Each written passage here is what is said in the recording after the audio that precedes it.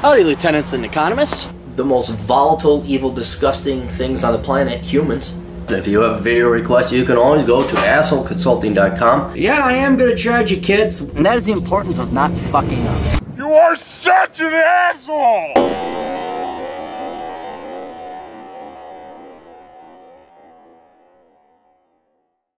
Asshole Consultant, how you kids doing? I love questions like this when people way more successful than me actually think my opinion has value. A man who writes. Hey Cappy, I'm 40 and have fuck you money. I'd like your help in locking in the logistics of how I should decide where I live and retire. I think this may be interesting to younger viewers as I mainly need assistance in applying the broader points of Reconnaissance Man, but with an overseas focus along with main points of living within my means. I have around $2 million US liquid right now and zero debt. Please mask the following stuff. He provides me more information. And, yeah, alright, so over there. How did this happen? I got very lucky. I was working for a soul-sucking multinational for a long time. I had a great boss. It's almost all about having a great boss. That it is true. That is very true. At around age 30, I lost my mind and could not deal with the corporate bullshit any longer. The veiled speech used by everyone drove me nuts. I wanted out immediately. My boss calmed me down, made me report directly to him. Hey, sometimes throwing a temper tantrum like that, like you were going to... There are times in my life I wish I did that because it probably would have turned out way better. My boss calmed me down, made me report directly to him and the CEO, and I went around Asia fixing the newly acquired shitty older business units, and the majority of my salary was paid on increased profits over the next 3 years for each business units. I didn't slash and burn people for profits, just common sense shit like push customer data into spreadsheets to see how much we were making from each of them. It's so sad how businesses are that backwards. Like all this shit you learn in business school, it's like you're not even at that level. It's like, yeah, maybe you should use the internet. I don't know if you heard this thing there, old mom and pa, but that there, them interwebs, it's something you might want to think about. What's PayPal? I remember. Oh my God, I had this one client in banking. Ran a fast food joint. Oh, Visa, they want 3% of my money and I'm not going to give it to them. I'm like, well, why don't you jack up the price for your fucking shit 4%? And you don't take cash, and then you don't have accounting or people stealing from you. But I'm a baby boomer. How do I know the money's there if I can't count it? Like, I could totally see where you were. Yeah. Oh, I didn't save up enough for retirement. I'm a baby boomer. Often 20% of customers were losing us money, so just renegotiating higher rates or ceasing doing business with them was enough to turn from negative profit to double-digit profit. I'm glad you found it, dude. That is so awesome that, like, reality, you found a place to work in reality, and reality ruled at the end of the day. Common sense, a strange, often unused term in business. Over the last few years, I've been having parallel realizations about intelligence, IQ of 141, and how I'm effectively an outlier in society, how friends inevitably move on, and I'm very happy at ease with all this. Oh, man, I envy you, man. All my friends on the internet, I am not at ease with it. It's like, what happened to the crew? They're all dead. What? All these really smart, even if they're smart, then they get kids, they go away. I'm tired. The same baby boomers that you, oh, how do I know if the money's there? It's the same thing with my Gen X. Oh, I'm tired. Well, maybe if you didn't sit on your fat fucking ass, you got some exercise, dipshit.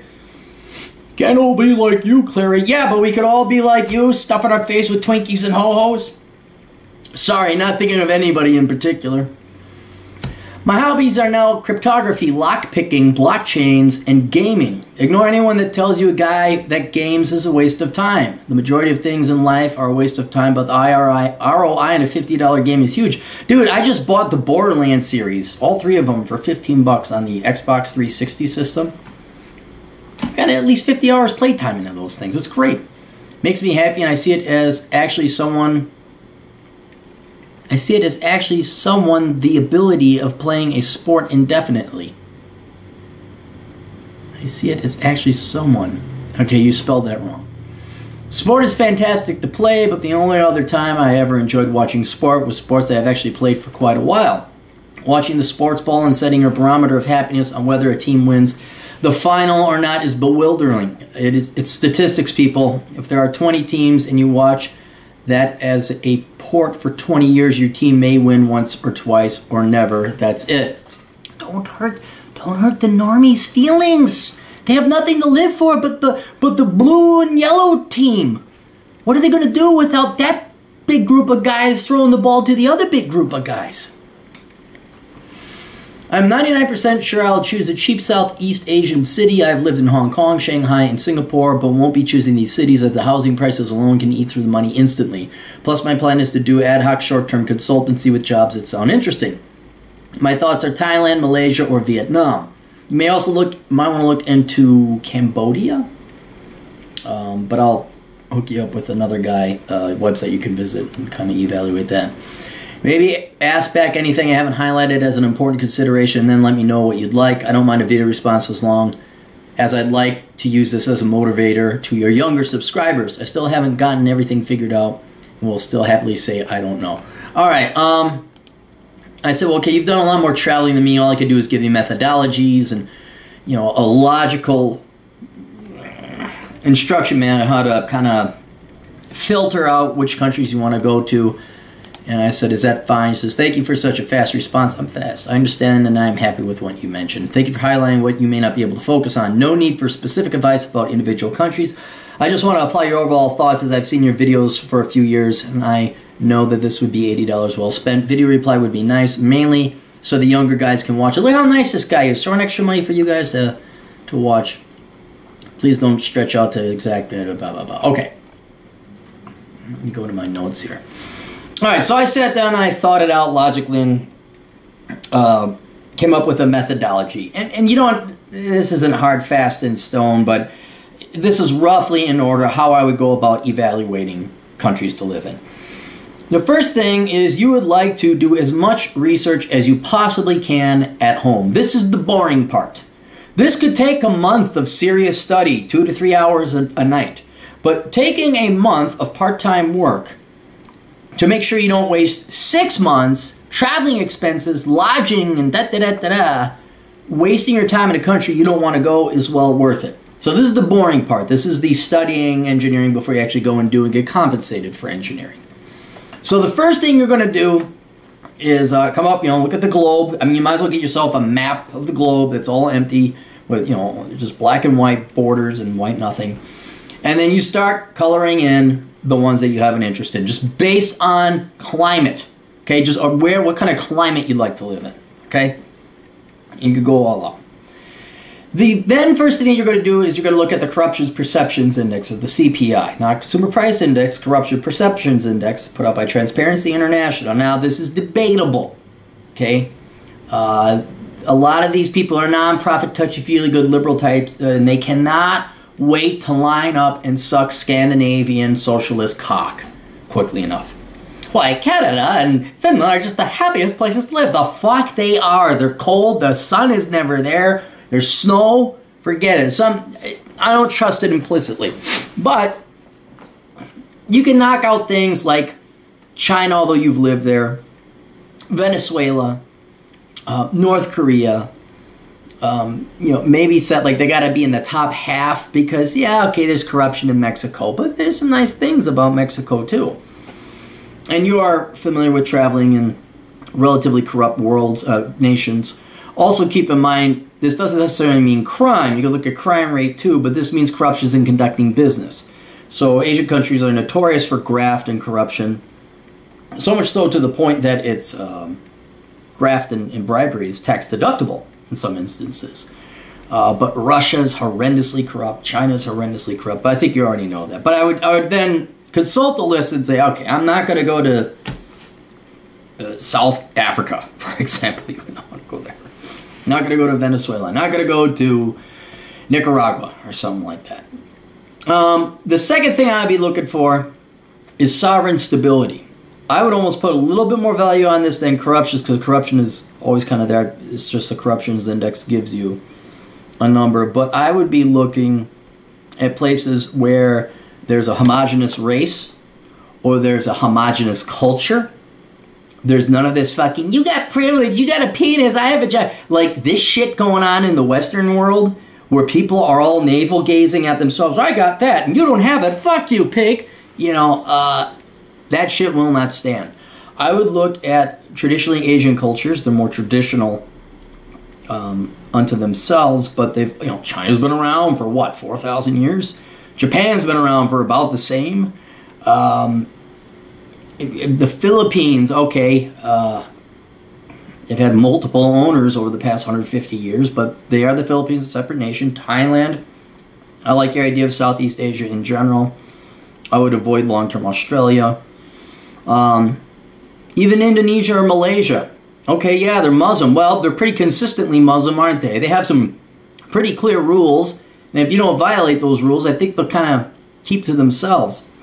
Or let you keep to yourself. And now understand you're going to be Gaijin or Gaijin or however it's pronounced. You will not be a citizen. I don't think they'll ever fully adapt you into the culture. But that's not what you're looking for. You're just looking for like, hey, leave me my little piece on this planet. I'll leave you alone. I'll learn the language. I'll pay my taxes. Just keep the lights on. Keep the internet going. Let me do my work. And, you know, like, let me have a bank account and leave me be. Okay? So I'd be looking stable cultures, none of this racial shit, none of this, oh, what ethnicity are you on the government documents, that kind of crap. Because that's what I'll be looking for down the road, too.